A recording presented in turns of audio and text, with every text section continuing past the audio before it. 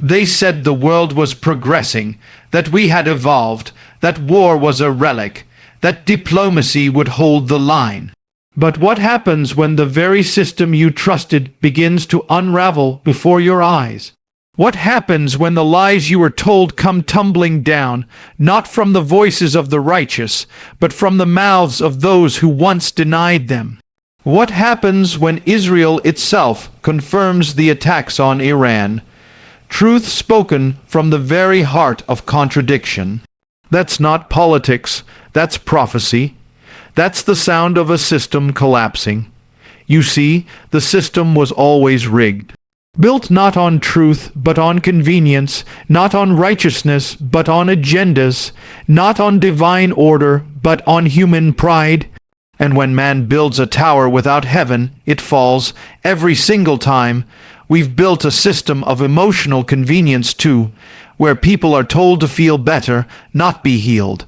A system where we're told to numb the pain, drown out the noise, cover the brokenness with entertainment, medication, distraction. And when that system begins to fail, when those distractions stop working, when the pills don't help, when the pain doesn't go away, that's not just a mental crisis. That's a spiritual signal. The world is unraveling because it was never woven with truth to begin with. And when the threads start to snap, when the veil is torn, you begin to see what was always there beneath the surface. The attack on Iran is not just about borders or missiles. It's the symptom of a deeper war, one that's been raging in the unseen, in the spirit, for ages. A war of kingdoms, a war of thrones, and yes, a war inside of you. Because while the governments rage and the media spins, there's another war being waged. A war within the human heart. The anger you feel, the bitterness, the fear, the sorrow, it's not just yours. It's the echo of a broken system, one that told you your worth depended on your success, that your identity came from your performance, that your peace came from control.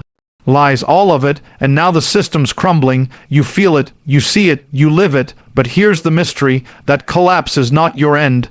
It's your beginning.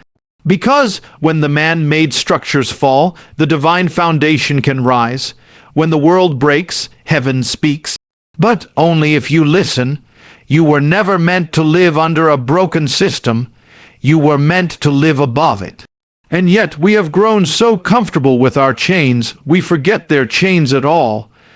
The enemy doesn't always come with bombs and tanks. Sometimes he comes with comfort and compromise. He tells you to stay in the prison because at least it's familiar. He tells you to stay broken because healing is too hard. But when the attacks come, whether on nations or on your soul, they are a wake-up call. So when Israel confirms the attacks, don't just hear a political development. Hear a spiritual alarm. It's God allowing the system to shake so that what is unshakable may remain. And that includes you. You weren't made to collapse with the system. You were made to stand when all else falls. But you won't stand by accident. You won't overcome negative feelings by pretending they're not there. You overcome by facing them, by standing in the ashes of your broken expectations and declaring, "This is not the end." This is where truth begins. You look your fear in the face and say, "You don't own me anymore." You stare down your anger, your shame, your sorrow, and you say, "I will not bow to this system any longer." And here's the mystery. When the system fails, grace rises. When man's truth crumbles, God's truth endures. When the world breaks, the remnant awakens. So if you feel like your world is falling apart, maybe that's not your destruction. Maybe it's your deliverance. Stop clinging to a broken system. Let it fall. Let the lies burn. Let the noise fade. Because in the silence, in the ruins, in the stillness, truth is waiting. Peace is waiting. Redemption is waiting. But you have to stop running, stop hiding, stop pretending the system still works. It doesn't. It never did. But the kingdom does. And that's the only system that will never fail. There's something strange about the way truth shows up, how it slips past the walls we build. how it comes through voices we never expected, how it refuses to stay buried. Sometimes the truth isn't whispered by saints, but shouted by sinners. Sometimes the very ones who built the lie are the first to confirm the truth. So now, when Israel confirms the strikes on Iran, when the veil of secrecy is pulled back, not by whistleblowers, not by activists, but by the very nation involved, it's not just strategy, it's revelation. Truth revealed by the enemy is still truth, and when that happens, you need to understand you're standing in a prophetic moment, because God will speak any way he chooses. If he used a burning bush, if he spoke through a donkey, he can speak through nations, through news, through unexpected sources. That's how it always works. The people who rejected the truth, silenced it, twisted it. Sooner or later, they end up confirming it. Not because they repent, but because reality forces them to. The truth doesn't need permission to be true. It doesn't need applause. It doesn't need your agreement. It just is, and it always rises, even if it has to come through those who tried to bury it. But this isn't just a global lesson, this is personal, because in the same way truth rises on the world stage, it rises in your life. Sometimes the most painful moments in your life are when truth finally breaks through your denial. That negative emotion you've buried, bitterness, guilt, shame, fear, it keeps surfacing. It doesn't come politely, it doesn't wait for an invitation, it just shows up and you think it's the problem. You think you're being attacked. But what if that feeling isn't your enemy? What if it's the confirmation?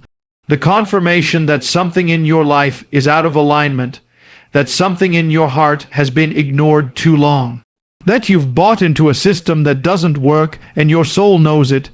We spend our lives trying to hide our brokenness, disguise our wounds, suppress what we feel. We lie to ourselves, saying we've moved on, that we're fine, that we've healed. But truth keeps pushing through. And sometimes it takes a crisis to confirm what you already knew deep down, that you're not okay, that you're still carrying it. That forgiveness hasn't come, that healing hasn't happened, that the pain is still there.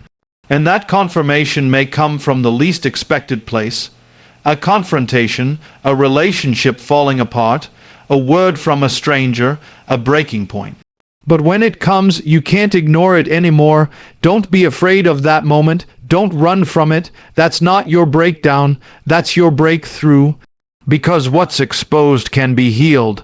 What's confessed can be redeemed. What's brought into the light can be transformed. But it has to come out, the lie has to die, and the truth, no matter how painful, has to rise. The system of this world teaches you to escape pain. Avoid it, mask it, entertain it away, but the kingdom teaches you to confront it, to bring it before the altar, to expose it in the presence of the one who already sees it anyway, because only what's surrendered can be sanctified. And only what's acknowledged can be altered. You see, when Israel confirms what the world denied, it's not just a political shift. It's a prophetic template. Because what happens on the global stage often mirrors what's happening in the human soul. The system breaks. The truth emerges, and it demands a response. You're not just fighting flesh and blood. You're not just dealing with emotions. You're dealing with forces that want you bound, blind, and bitter, but every time truth breaks through, whether through a nation, a headline, a heartbreak, it's a chance to step into freedom. You can't heal from what you won't admit. You can't overcome what you refuse to confront. The truth is, the enemy can't hold you once you know who you are. Once you see clearly, once you stop pretending. That's why he fights truth with everything he has, because truth is the beginning of liberty. And even if it comes from the lips of the reluctant, the corrupt, or the compromise, it still carries the power to set you free. So let the confirmation come. Let it hit you. Let it shake you. Because what you do next determines everything. You can go back to the lie, or you can rise in the truth. The system may lie, but the spirit never will. We've been taught to run, conditioned to flee anything that hurts, to numb it, deny it, drown it. When the fear rises, when the shame tightens its grip, when anger bubbles just beneath the surface, we've been told the answer is escape. Escape through distraction, escape through addiction, escape through pretending everything's fine, but you don't overcome by running. You don't conquer what you refuse to face, and you were never called to escape. You were called to confront. That's where the real battle begins, not out there in the headlines, not in the chaos of nations rising and falling. It begins in you. It begins in the places you keep locked away, in the emotions you don't talk about, in the thoughts that visit you when the world gets quiet. That's the battleground, that's the war zone. The system of this world tells you to protect yourself by shutting down, by suppressing what's broken, by projecting strength while hiding the wounds. But the kingdom calls you to bring those wounds into the light, not to be shamed, but to be healed, and healing never comes without confrontation. You have to go to the place that hurts. You have to face what you buried. You have to feel what you didn't want to feel. Because you don't cast out darkness by ignoring it. You cast it out by shining the light directly into it. We are living in a generation that wants the crown without the cross. We want peace without surrender, freedom without sacrifice, joy without mourning. But you don't get resurrection without crucifixion. You don't overcome unless you're willing to confront. When you feel that negativity rising, when fear grips you, when depression whispers, when bitterness starts speaking, you've got to stop letting it speak unanswered. You don't rebuke something by accepting it. You don't get victory by retreat. You meet it head on, not in your own strength, but in the presence of God. That's not some poetic idea, it's a reality. You bring the rage, the sadness, the torment, and you lay it down before the throne. You cry out if you must, you wrestle, you shout, you fall down, but you bring it. Because too many are sitting in the pews and walking the streets carrying hidden torment, and no one's telling them the truth. You're not crazy. You're not broken beyond repair. You're in a war, and wars aren't won with silence. They're won with confrontation, with truth, with surrender. Don't think for a second that God is asking you to pretend everything's okay. He never called you to be fake. He called you to be free. And freedom requires confrontation. Sometimes you need to say, yes, I'm angry. Yes, I'm afraid. Yes, I've been hurt. But you don't stop there. You bring it into the presence of the one who already knows it all, the one who isn't intimidated by your pain, the one who bore it all so you wouldn't have to. There's something powerful that happens when you stop playing games with your soul, when you stop covering it up. When you look the pain in the eye and say, you no longer define me. That's not weakness, that's war. That's what overcoming really looks like. It's not walking around smiling while dying inside. It's staring down the giant and saying, I've come in the name of the Lord. You see, too many think spiritual victory looks like perfection. It doesn't. It looks like persistence. It looks like scars. It looks like trembling hands lifted high anyway. It looks like standing up again after you've fallen. It looks like confronting your own heart and telling it the truth when it wants to run. Because when you confront the lies, the feelings, the strongholds, you take back territory. You recover ground, and the enemy can't stand that. He wants you quiet, passive, shamed. He wants you so exhausted that you'll stay in the cave instead of walking to the altar. But you've got to understand every lie you confront is a chain broken. Every truth you declare is a sword drawn. Every step you take into the presence is a strike against the system that tried to break you. You don't have to be perfect.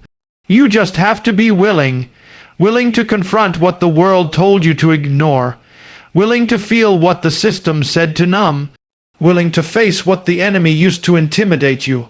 Because the battle is not won by those who flee, it's won by those who fight. And the truth is, your greatest victories will come in the places you were once most afraid to go. everything the world builds eventually breaks. Everything man lifts up in pride, in rebellion, in the illusion of control, it all comes down, empires fall. Systems fail, strategies collapse, and when you see it happening, when nations erupt, when alliances fracture, when the headlines scream war and the people cry out for peace, it feels like the end. But what if it's not the end at all? What if the collapse is the beginning? You see, we've mistaken shaking for destruction when it's actually awakening. We think that when the ground breaks beneath our feet, it's God abandoning us. But what if it's Him calling us out? What if it takes the fall of the system to set you free from it? Because you can't be delivered from what you're still depending on. And sometimes the only way to be free is for the thing you trusted in to fail completely. That's why the collapse comes. That's why the shaking doesn't stop. Because God, in His mercy, will tear down what's false to reveal what's real. He will break the illusion to expose the truth. He will allow the system to fall so that your soul can rise. And yes, that collapse comes with pain, it comes with loss, it comes with fear and confusion, but it also comes with clarity. It comes with fire. It comes with the voice that says, "Now do you see? Now will you come to me?" The attacks on Iran, the confirmation from Israel, it's more than political theater. It's a sign, a mirror, a warning, and a whisper. What you're watching unfold on the global stage is a prophetic pattern that has been repeated since the beginning of time. When nations rebel, when systems exalt themselves, when man says, "We are in control," God allows a shaking to remind us He is still on the throne. But don't miss this. The same thing happens in you. The war outside mirrors the war within. The collapse of structures mirrors the collapse of emotional strongholds. The shaking of nations mirrors the shaking of your identity, your comfort, your false peace. And when it all starts to fall apart, when the feelings rise that you can't suppress anymore, when your inner strength feels like it's failing, when the crutches you've leaned on are gone, that's not just pain, that's the invitation. The invitation to step out of survival and into surrender. Because real peace doesn't come when the war ends. Real peace comes when you surrender the war inside, when you lay down your weapons, your pride, your defense, your bitterness, your control, and say, "I can't carry this anymore. I was never meant to." The world teaches you to fight with your fists clenched, but the kingdom calls you to fight on your knees. It's in that place when the system collapses, when your strength runs dry, when all your strategies fail, that you finally come face to face with grace. And grace never fails. The end of the system is not the end of the story. It's the beginning of awakening. Because in the silence after the shaking, you start to hear the still, small voice, the one you missed when the noise of the world was loud. The voice that says, "You are loved, you are known, you are mine, and I'm not afraid of your collapse. I'm here to rebuild what the world broke," and you begin to see clearly. You see that the system wasn't protecting you, it was holding you back. That the coping mechanisms weren't saving you, they were keeping you stuck. That the things you feared losing were never worthy of your trust to begin with. And in that revelation, you find something you've never truly known before: freedom. Not the freedom the world offers, which is always temporary and always conditional, but the freedom that comes when you finally let go of the lie. When the world breaks, heaven opens. When everything crumbles, the eternal remains. But only those who are willing to let go of the rubble will ever take hold of the promise. You don't need the old system. You don't need the masks. You don't need the fear. Let it fall. Let it break. Because what's coming next is not your undoing. It's your resurrection. The collapse is not your punishment. It's your pathway. The fire is not your destruction. It's your refining, and what's left after the shaking, that's who you really are. You thought it was the end, but it was only the beginning.